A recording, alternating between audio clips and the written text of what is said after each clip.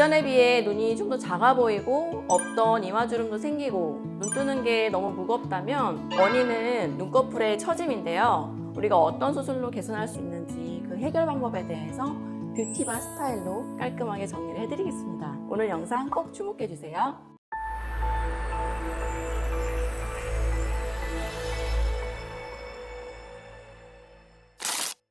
안녕하세요. 닥터 뷰티바 김은연 원장입니다. 나이가 들면서 노화가 자연스럽게 나타나게 되고 외모에도 많은 변화가 생기게 되는데요. 특히 40대 이후로는 두드러지는 게 바로 피부의 처짐입니다. 그 중에서도 오늘은 눈꺼풀의 피부 처짐이 고민이신 분들을 위해서 우리가 어떤 수술로 개선할 수 있는지 그 해결 방법에 대해서 뷰티바 스타일로 깔끔하게 정리를 해드리겠습니다. 네, 먼저 눈꺼풀 처짐의 원인은 크게 두 가지가 있습니다. 첫 번째는 노화로 인해 피부의 탄력이 떨어지면서 생기는 단순한 눈꺼풀 피부의 처짐이 있고요. 두 번째는 눈 뜨는 힘에 근육이 약해서 눈꺼풀 처짐이 생긴 경우가 있는데요. 여기서 잠깐 단순한 피부 처짐인지 안검하수가 있는 눈인지 헷갈리신다면 우리가 집에서도 간단하게 테스트를 통해서 셀프로 안검하수를 진단할 수가 있습니다. 준비물은 집에 모두 벽거울 있으시잖아요. 벽거울 앞으로 가세요. 벽거울 앞으로 가시고 두 손을 준비하신 다음에 이마를 한 손으로 누르고 그리고 눈을 감으세요. 그런 다음에 눈을 한번 떠보세요. 그러면은 눈이 평소보다 좀 작게 보이실 거예요. 한 손으로 눈꺼풀을 이렇게 들었을 때 눈동자가 다 노출이 되면 안검하수가 없는 거고요. 검은 눈동자가 다 보이지 않으면 안검하수를 의심해 볼 수 있습니다. 네, 눈꺼풀 처짐은 또렷하고 선명한 눈매가 아닌 졸린 눈으로 우리가 피곤해 보이고 좀 지친 인상을 줄 수 있는데 눈이 더 작아 보이게 만들기도 합니다.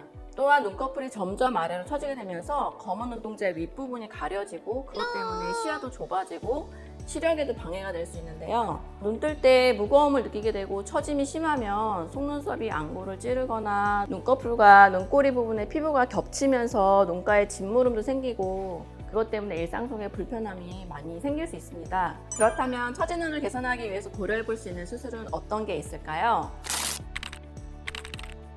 수술은 크게 쌍꺼풀을 만드는 상안검 수술, 그리고 눈썹 밑에서 피부를 절제하는 눈썹 거상술, 그리고 처진 눈썹을 들어 올려주고 이마를 펴주는 이마 거상술까지 대략 3가지 수술이 있습니다. 수술마다 어떤 특징이 있는지 간단히 설명해 드리겠습니다.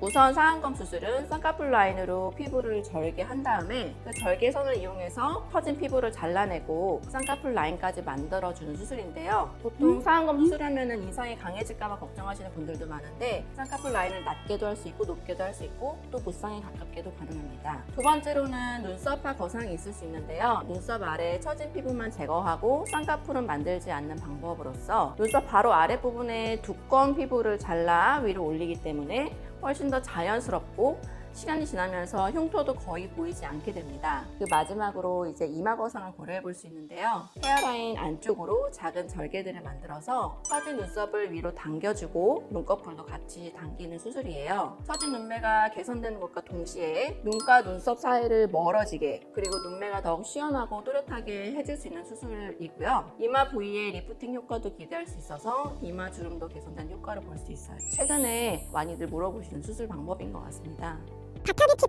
제가 이렇게 수술 방법을 후다닥 여러 가지를 말씀드려서 좀 헷갈리시죠? 앞서 이야기드린 3가지 수술 중에 나에게 어떤 수술이 맞는지 알아볼 필요가 있겠죠? 수술마다 어떤 눈에 적합한지 더 자세히 알려드리겠습니다.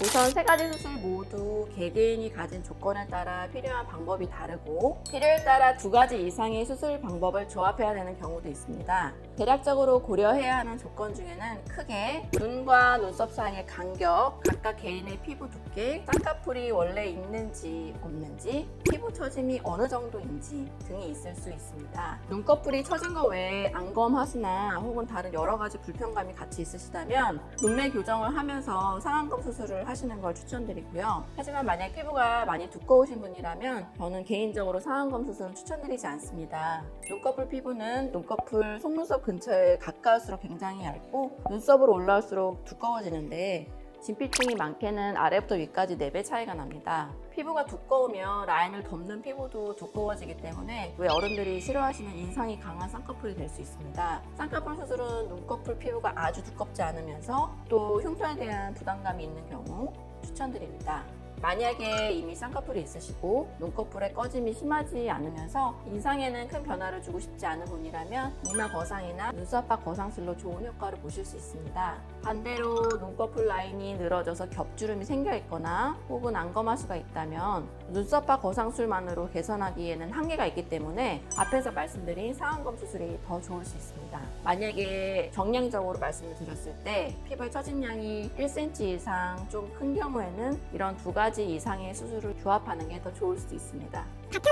그리고 다음에는 이마거상술에 대해서 얘기를 해볼 건데요. 이마거상술은 예전부터 조금 중장년층이 많이 하는 수술이었는데 최근에는 20대 분들도 많이 이마 주름이나 또는 처진 눈매를 개선하기 위해서 고려하고 있는 수술이에요. 만약 눈과 눈썹 사이의 간격이 좀 좁으시다면 이마거상술도 좋은 방법일 수 있습니다. 또 동시에 이마와 미간에 주름이 많이 지거나 눈썹이 좀 평상시에도 올라가 보여서 좀 싸나워 보이시는 경우 또는 양쪽 눈썹이 좀 비대칭으로 형성이 되어 있는 경우에 눈썹 모양을 맞추면서 교정도 가능한 수술 방법입니다.